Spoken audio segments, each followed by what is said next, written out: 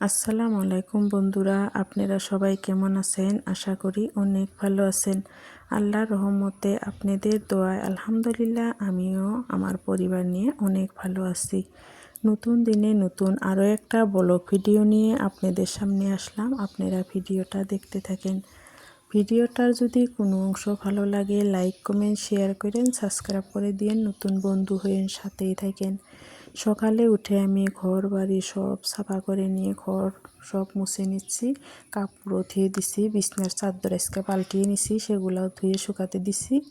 আমাদের বাড়িতে আজকে দেখেন সুপারি গাছ লাগাবে, অনেকগুলো সুপারির চারা নিয়ে এসেছে। বাড়িতে একদম সুপারির বাগান লাগিয়ে দিব, আপনাদেরও দেখাবো।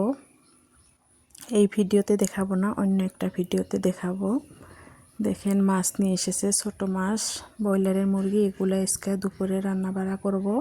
ছোট মাছ শাক দিয়ে বানাবো, ডাল বানাবো, চাল কুমড়া ভাজি করব, আর ব্রয়লারের মাংসটা কষা করব। এগুলো আজকে আমি রান্নাবাড়ি করব। আপনারা ভিডিওটা দেখে নিন। ছোট মাছ শাক দিয়ে দেখেন চচ্চড়ি করা হয়ে গেল। সব রান্না বাড়া আমি আপনাদের দেখাতে পারলাম না, যেহেতু আজকে বাড়িতে অনেক কাম। সুপারি গাছ লাগাচ্ছে আমার হাজবেন্ড, আজকে বাড়িতে আছে, এইটা সেইটা করতে লাগে, সেই জন্য রান্না বাড়িটা শেয়ার করতে পারলাম না। অল্প অল্প আপনাদের দেখাই দিলাম কি কি রান্না বাড়া আজকের দুপুরের। বাড়িতে একদম সুপারি গাছের বাগান বানিয়ে দিব। 50টা গাছ নিয়ে এসেছে, 50টা গাছ লাগিয়ে নিলাম সুন্দরভাবে।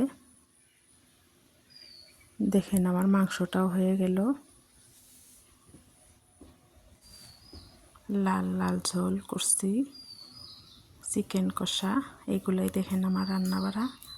চিকেন কষা, চাল কুমড়া ভাজা, ডাল, এখানে শাক দিয়ে ছোটো মাছের চচ্চড়ি, এগুলাই আজকে আমাদের দুপুরে রান্না বাড়া। তারপরে অনেক পরে এসেছি একদম সন্ধ্যাবেলা।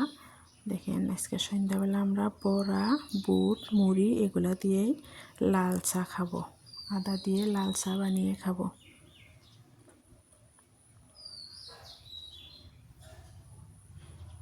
ভিডিওটা এই পর্যন্তই।